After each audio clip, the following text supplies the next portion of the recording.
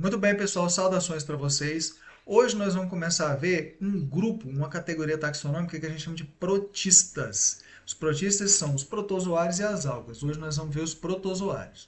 Então, os protistas, gente, eles são um grupo que ele é artificial, tá certo? Não é um grupo monofilético. Então, tem várias categorias taxonômicas de protozoários e algas. Nessa figura aqui, dessa filogenia aqui, ó, meio, olha só. Aqui onde eu estou botando o cursor, seria um ancestral comum de todo mundo. Se fosse um grupo monofilético, seria todo mundo aqui, ó, que descende desse ancestral aí. Só que os protozoários não vão englobar ou abranger os animais, os fungos e as plantas. Então é um grupo artificial. Você pegou aqui o ancestral comum, mas você não botou todos os descendentes dele, tá certo? Bom, então assim, plantas, fungos e animais veremos em outras aulas, obviamente. Certo? Agora o foco aqui é ver protozoário. Então, eu não vou dar muito detalhe sobre as coisas, não, senão a aula vai ficar muito longa. Mas, assim, plantas têm um ancestral em comum com algas. Os fungos, você veja aqui que eles têm um ancestral comum aqui, com um ramo que dá origem aos animais, e esses protozoários aqui chamados de coanozoa. E logo antes tem um ancestral comum aqui com amebas. Tá? Então, inclusive, os fungos são mais próximos dos animais do que das plantas. Então, tudo isso a gente vai vendo ao longo da matéria aí. Tá certo? De maneira geral, esses protistas, os protozoários e as algas, são os organismos que não se encaixam bem, nem na categoria das plantas, nem dos fungos e nem dos animais. Então, um grupo artificial. Bom, sobre características gerais, protozoários e não procariontes, tá? Os protozoários são eucariontes, então eles estão no domínio eucária. Os outros dois domínios de seres vivos, o domínio bactéria e o domínio arqueia, são os organismos procariontes, cujas células não têm envelope nuclear, né? Então, cuidado para não confundir procarionte com protozoário, porque a palavra lembra um pouco. Você pode admitir que todos os protozoários são unicelulares, tá? Uma célula só, então os organismos ainda não têm um corpo. Todos eles você pode admitir que sejam heterótrofos, ou seja, eles não produzem as substâncias que servem de alimento para eles. Eles têm que comer quem produziu ou então adquirir do meio de alguma forma. Protozoários, eles podem ser de vida livre ou então parasitas. Tá? Inclusive tem doenças importantes que são causadas por protozoários, vamos ver 3 aqui, e algumas a gente já viu lá naquelas aulas de doenças de veiculação hídrica.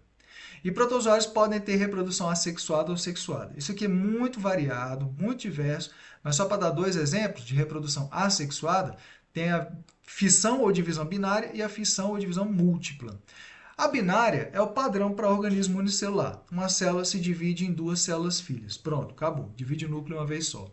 Essa divisão múltipla é o seguinte, o núcleo se divide várias vezes dentro da célula e aí vão ser geradas umas célulazinhas em volta desses núcleos e eles saem da célula que os gerou. Então, uma célula não gera 2 células filhas. Uma célula mãe vai gerar um monte de células filhas. Aqui na figura, esses tais merozoítos aqui. Bom, como exemplo de reprodução sexuada, a gente vai mostrar aqui a conjugação, como ocorre em paramécios. Esse processo é bem complicado. Então, assim, a ideia aqui da conjugação, e lembrando que lá nas bactérias tinha uma conjugação também, mas não é a mesma coisa. Aquela das bactérias era a transferência de um plasmídio por meio das fímbrias, de uma célula para outra. Aqui não. Aqui é até parecido, mas não é a mesma coisa. Então, olha só, esses protozoários aqui, os paramécios, deixa eu adiantar um pouco nos seguros. Está aqui um aqui. Eles têm um micronúcleo e um macronúcleo. Tá? Um macronúcleo é o grande, óbvio, e o micronúcleo é o pequenininho. Então, olha só. Aqui tem uma célula que tem esses 2 núcleos vermelhos e outra que tem esses 2 núcleos azuis. A ideia é misturar os materiais genéticos. Aí você vê que as células desenhadas no final têm os núcleos roxos. Então, o que vai acontecer inicialmente é, cada micronúcleo, as células vão se juntar, né? Cada micronúcleo vai passar por uma meiose, aí vão ser gerados 4 micronúcleos. 3 vão degenerar, um vai sofrer uma mitose, então a célula vai ficar com 2 micronúcleos. Elas transferem umas dos micronúcleos para outra, tipo, vão trocar micronúcleo. A célula que tinha os núcleos vermelhos passa um vermelho para a célula azul, e a que tinha os núcleos azuis passa um azul para a célula vermelha, tá certo? Aí aqui ele vai mostrar só o que acontece com essa célula aqui, e com a outra não. Mas enfim, o que acontece? Esses micronúcleos, o azulzinho, que é o que ela ganhou, e o vermelho, vão se fundir para gerar um novo micronúcleo agora diploide, porque depois da meiose aqui inicial, os micronúcleos são haploides, né? Mas agora vão fundir e vão gerar um micronúcleo diploide. Ele vai se multiplicar, o macronúcleo, perdão, vai degenerar, e aí no fim das contas o micronúcleo gera macronúcleos, e as células vão se dividir, gerando um monte de células filhas. Só que você veja que essas células filhas, elas têm uma mistura do material genético, tá? Bom, voltando, tive que atender o telefone. Então, como eu estava dizendo, as células filhas têm uma mistura do material genético dessas duas aqui que iniciam o processo, que é a que tem os núcleos vermelhos e a que tem os núcleos azuis. Tá? Só para citar um exemplo.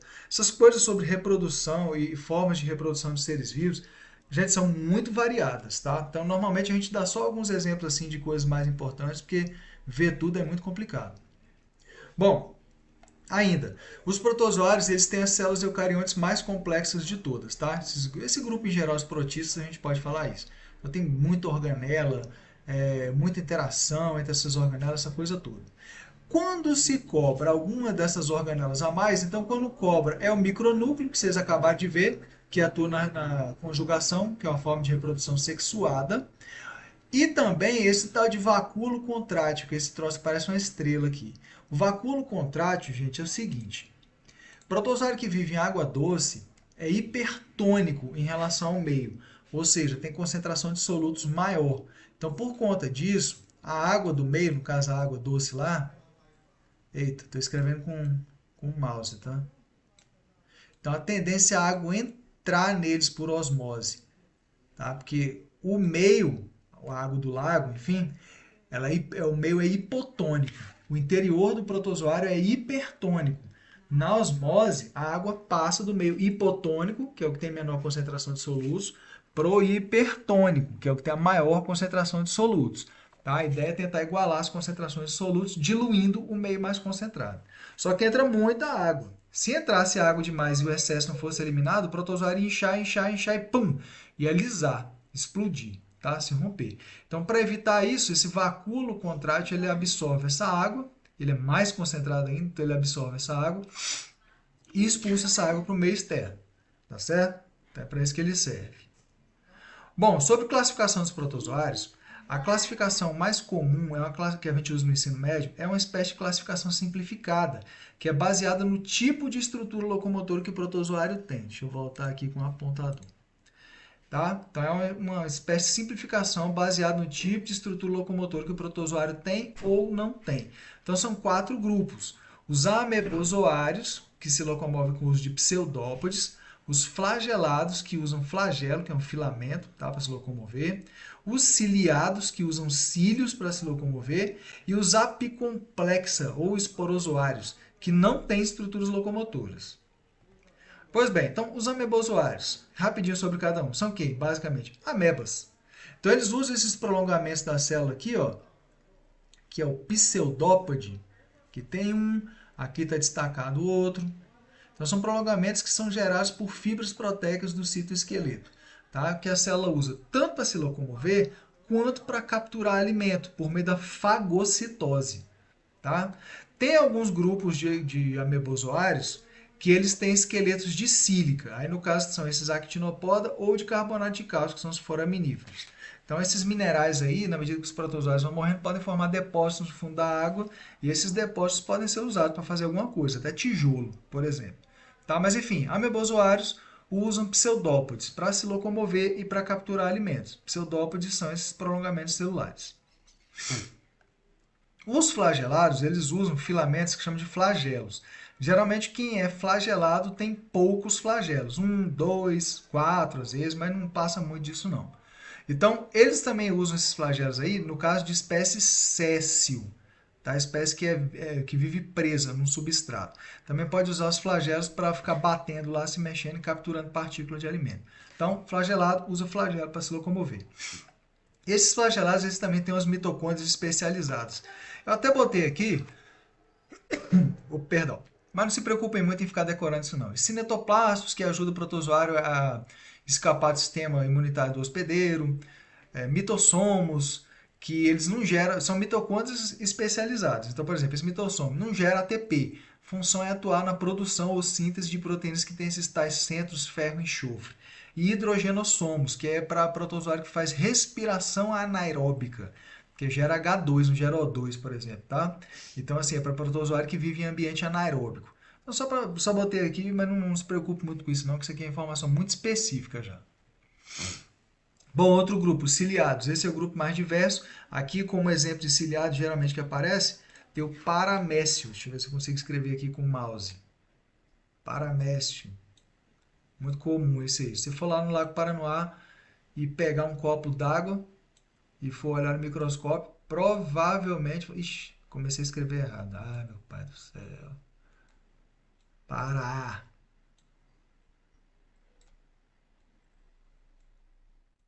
Messium. Estou sem mesinha digitalizadora. Comprei uma nova, mas ainda não chegou. Então, paramécio, muito comum esse gênero aí de protozoários ciliados. Então, assim, o cílio, ele tem a mesma estrutura do flagelo, só que quem tem cílios tem muitos e eles são pequenininhos, tá? Mas são filamentos que são preenchidos lá por fibras proteicas do citoesqueleto também, vários microtúbulos, tá certo? Então, usa o cílio para se locomover e mesma coisa lá do flagelado. Nas espécies que são sésseis, eles podem ser usados para capturar alimentos também. Inclusive, tinha uma figura aqui que mostra um ciliado como esse aqui, ó, esse carquésio. Então, ele é fixo, aí tem tipo como se fosse uma boquinha com esses cílios aí que ficam batendo e capturando partículas de alimento. Pois bem, ainda tem esse grupo aqui que são os apicomplexos ou esporozoários. Esses não têm estruturas locomotoras. O nome apicomplexo é porque eles têm, tipo nessa parte aqui, ó. Essa figura está totalmente errada, agora que eu fui me ligar. Porque eles botaram tipo uns flagelinhos aqui, né?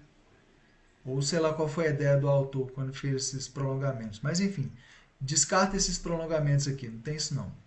Então, o que tem é isso, é a célula sem estrutura locomotora, mas aqui nessa parte que tipo como se fosse a ponta do ovo, ele tem essas organelazinhas roxas, verdes, esses anéisinhos aqui, que são o que a gente chama de complexo apical. Tá? Complexo apical, então, são um monte de organelas que permitem a esses protozoários entrar em uma célula hospedeira. Então, esses protozoários aqui eles são parasitas. Tá? Pode admitir que todos sejam parasitas. Já tem um complexo de organelas feito para entrar em célula hospedeira e parasitar.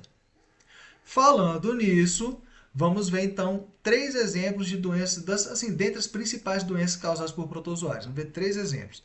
Antes de ver os exemplos, tem parasita, isso serve para protozoários e outros também, tá? Que são chamados monoxenos. Pode chamar de monóxeno também.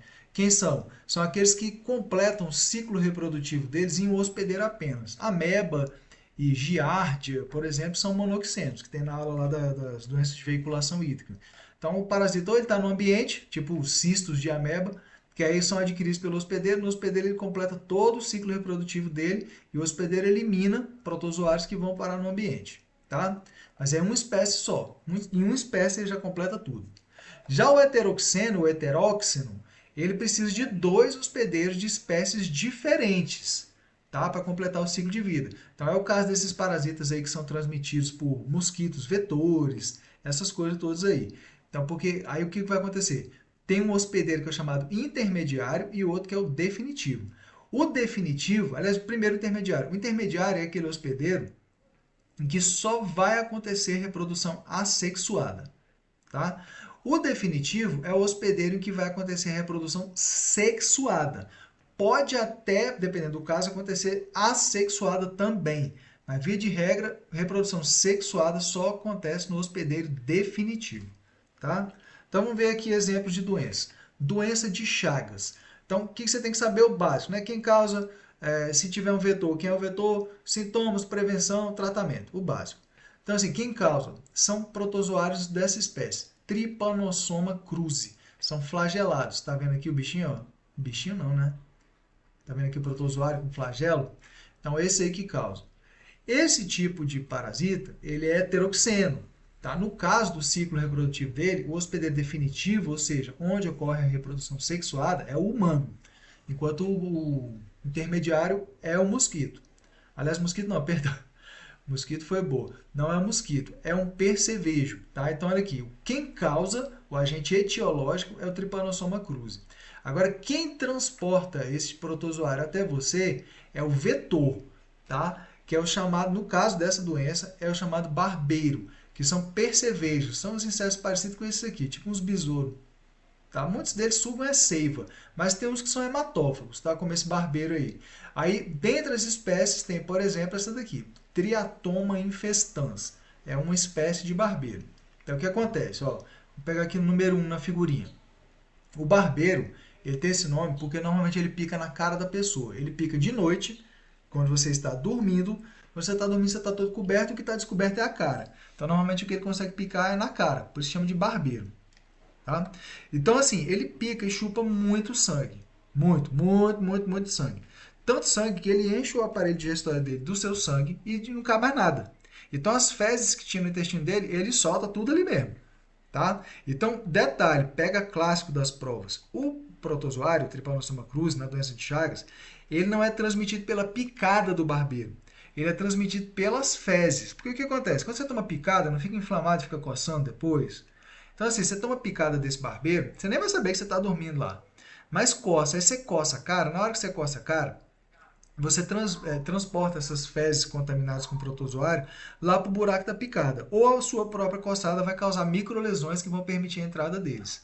Tá certo? Então, esses protozoários vão para a corrente sanguínea, enfim. O órgão preferencial onde eles gostam de ficar é o coração. Logo esse, infelizmente. Tá certo?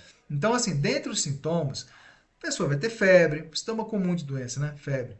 Cansaço, pode aparecer manchas vermelhas na pele. Agora, um sintoma bem característico são problemas cardíacos. Porque o coração da pessoa que tem doença de Chagas, e se não tratar logo, ele fica grande, ele vai aumentando de tamanho ao longo do tempo. Tá? A pessoa morre de doença de Chagas. Pode demorar anos e anos, décadas, mas morre com ela, com essa doença. Tá? Então, enfim, o protozoário entra na corrente sanguínea, vai parar lá nas células musculares do coração, músculo cardíaco. Lá ele se multiplica e tudo mais. Quando um barbeiro te pica, se ele não estiver contaminado, ele puxa com seu sangue os protozoários, tá? E se contamina.